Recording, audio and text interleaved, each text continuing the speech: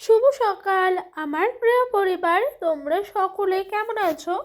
আশা করছি যে যেখান থেকেই আমার ব্লগটি দেখছো সকলে ভালো আছো। তোমাদের আশীর্বাদ ও ভালোবাসার সাথে নিয়ে আজকের ব্লগটি শুরু করেছি।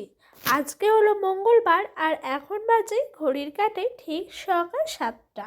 তো মোটামুটি করে ঘুম থেকে উঠে ওইদিকে কাজকর্মগুলো সেরে নিয়েছি। কাজকর্ম বলতে ওই যে ঘর বারান্দা ঝাঁট দেওয়া, তারপর রাতের বাসি বাসনগুলো বাইরে বের করে দুয়ার ঘরে মাড়ুলি দিই। তো ওইদিকে কাজগুলো শেষ হতে হতে এইদিকে উঠানটা কিন্তু সুন্দর করে বাসি উঠানটা পুরোটাই ঝাঁট দিয়ে দিলাম। আর এই যে কালকেকার রাতে যে সমস্ত বাসি বাসনপত্রগুলো ছিল না, সেই বাসি বাসনগুলো এরই মধ্যে বেজে নিচ্ছি। তবে আজ জানো তো সকালে অনেকটা সকালে উঠবো বলে ভেবেছিলাম, উঠেও ছিলাম। তবে কি হয়েছে জানো তো, ছোট বাচ্চা আছে আমার, তোমরা অনেকেই জানো, ওই ডোডো, তো ওর জন্য আবার উঠতে পারিনি। ও না ভীষণ কান্নাকাটি করছিল, তাই একটু ওর পাশে গিয়ে শুয়ে ওকে একটু ঘুম পাড়াতে পাড়াতে অনেকটা বেলা হয়ে গেছে উঠতে উঠতে। তো এই দেখো এরই মাঝে আমার কিন্তু রাতের বাসি বাসনগুলো ধোয়া মাজা হয়ে গেল, ঘরে রেখে আসলাম। কালকেকার আজ শুকনো জামা কাপড়গুলো এইদিকে মাঠের কাছে এসছি মেলে দিতে। আর আজকে সকালে বেশ কুয়াশা পড়েছে। সকালে কুয়াশাটা দেখে ভীষণ ভয় লাগছিল জানো।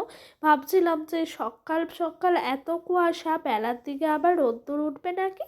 তবে ওই ঘড়ির কাঁটায় 8টা বাজতে বাজতে বেশ ঝলমলে একটা সুন্দর রোদ্দুর উঠে গেছে। দেখবে কুয়াশাটা যদি একেবারে আকাশ ভর্তি হয়ে সাদা হয়ে থাকে, সেদিন কিন্তু রোদ্দুরটা বেশ ভালো ওঠে। তবে আজকে একটু মেঘলা মেঘলা ছিল, সেই জন্য একটু ভয় লাগছিল। তবে যাই হোক, বেলার সাথে সাথে কিন্তু আকাশও নিজের রূপ বদলে ঝলমলে একটা সুন্দর রোদ্দুর দিয়েছে। মাঠের দিকে আসতে না আসতে নিজেকে যেন কোথায় হারিয়ে ফেলি। এই সুন্দর প্রাকৃতি দেখতে দেখতে কাজগুলো করতে যেন আরোই ভীষণ ভাল লাগে। তো ওই দিক দিয়ে জামা কাপড় মেলে দিলাম, আর এই দিক দিয়ে বেশ সুন্দর রোদ্দুর উঠেছে বলে অনেকে যেন ওই রাস্তার সামনে গিয়ে দাঁড়ায় রোদ্দুর পোয়াতে। তবে তো সেই ভাগ্য আমার নাই। আর জানো তো, শুয়ে বসে থাকলেই যেন শীত বা যে কোনো জিনিস বেশি বেশি করে। তবে পরিশ্রমের মধ্যে থাকলে শীতটাও কিন্তু কম লাগে। তাই কাজ করি তো অতটাও শীত বলে মনে হয় না। আর এই যে সকালবেলা বললাম না ডোডোকে ঘুম পাড়িয়ে রেখেছিলাম, তবে ও একটু পরে উঠে গেছিল। তো কি করব, ওকে তো আর বাইরে বের করব না, আর বাড়ির সকলেই ঘুমোচ্ছে। তো সেই কারণে ওকে খাটের মধ্যে সমস্ত খেলনাগুলো দিয়ে বসিয়ে রেখেছিলাম। এই সমস্ত খেলনাগুলো যদি ওকে একসাথে একবারে দেওয়া হয় তাহলে অনেকক্ষণ বসে থাকে। তো আর কি করব, আমার তো এগুলো একটু বাড়তি কাজের মধ্যেই পড়ে যায় সকালবেলা বিছানা তোলার সময়। এই শীতের বিছানা কতই না কিছু থাকে বলো বিছানা গোছানোর সময়।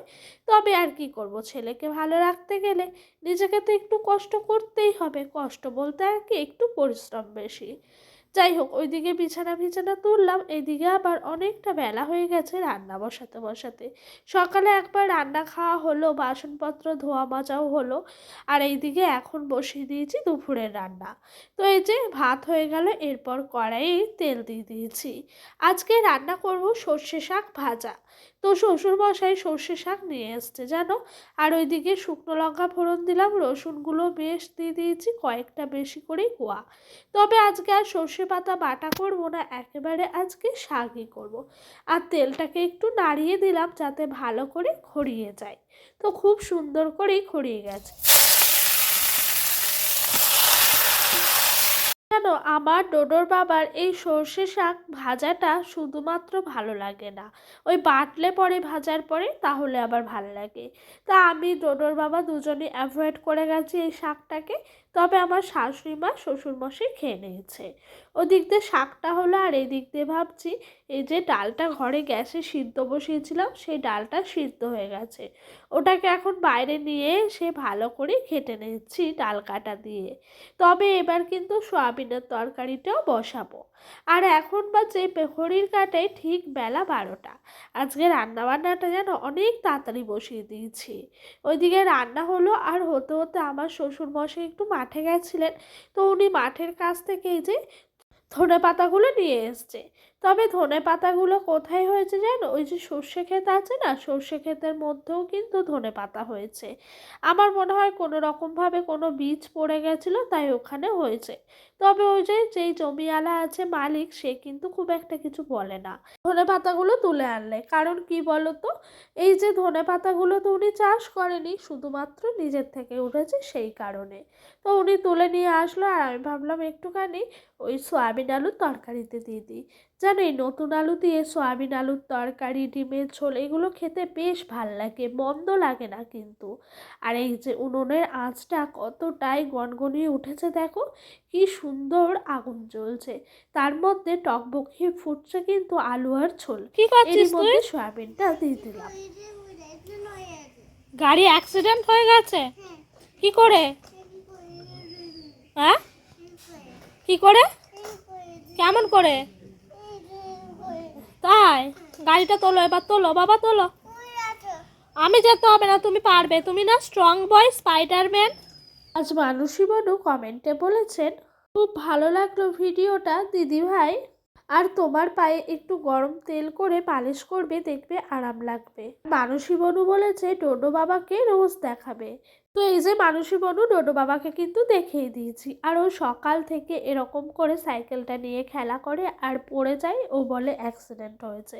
এরকম করেই সারাদিন চলতে থাকে ওর দুষ্টু মিষ্টিগুলো।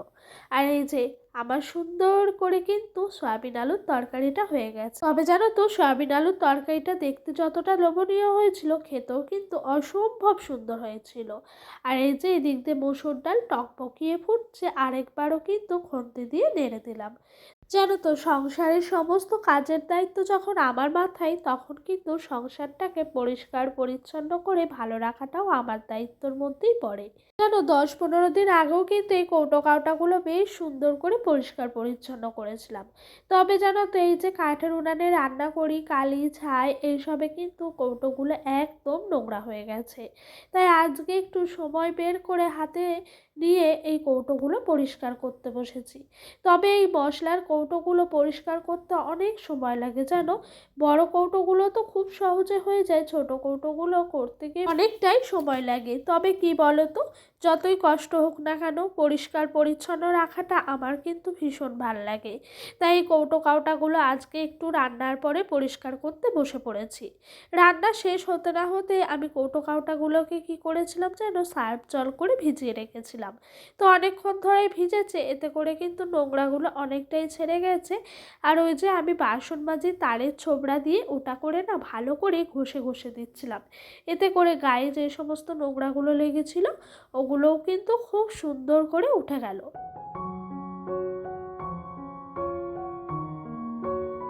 জানো তো, সারাদিন সংসারে কাজকর্ম করার পরও এই ছোট দিনের বেলায় আর মনে হয় না বাড়তি কাজগুলো করি।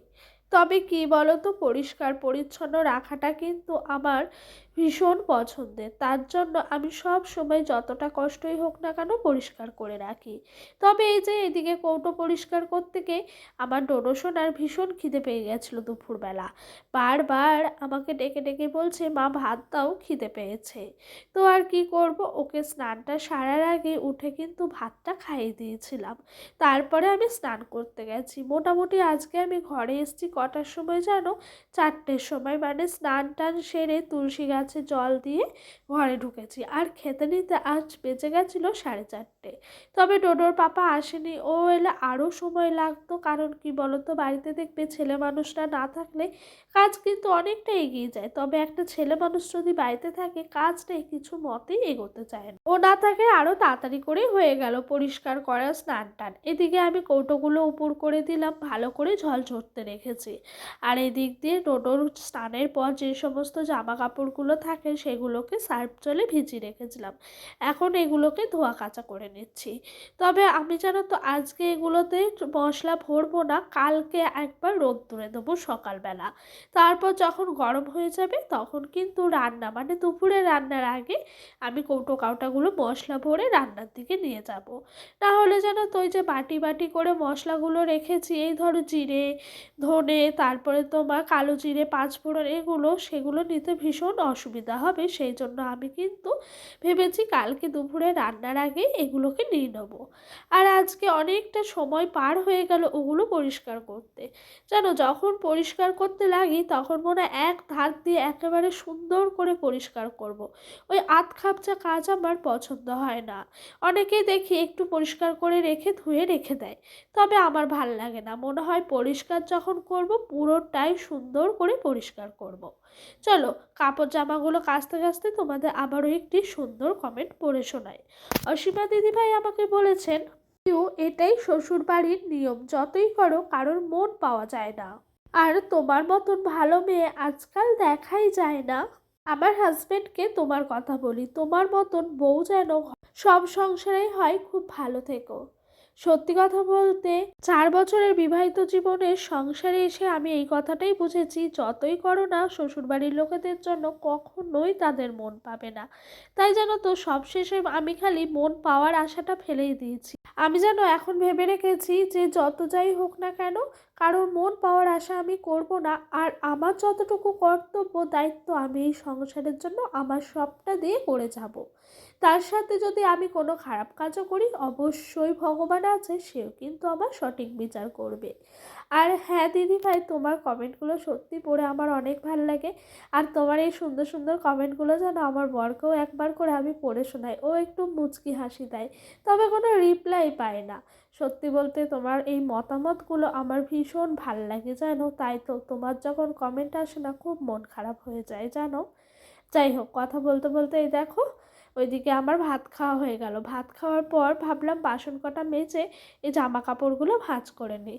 তবে ডোডো ওইদিকে খেলতে গেছে, মানে আমাদের ওই জ্যাঠা শ্বশুরদের বাড়ি, কণিকা বলি, ওই কণিকাদের বাড়ি গেছে খেলতে। তবে জানো তো, কণিকার এই সামনেই মাধ্যমিক পরীক্ষা, আমি বেশি যেতেও দিই না।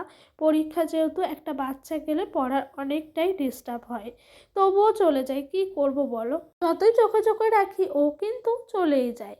তো যাই হোক, এই দেখো এই দিক দিয়ে জামা কাপড়গুলো সুন্দর করে গুছিয়ে নিচ্ছি। চলো, জামা কাপড়গুলো গোছাতে গোছাতে তোমাদের আবারও একটা সুন্দর কমেন্ট পড়ে শোনাই। তো সোমা বনু আমাকে বলেছে, দিদি ভাই খেতে খেতে শুনছি।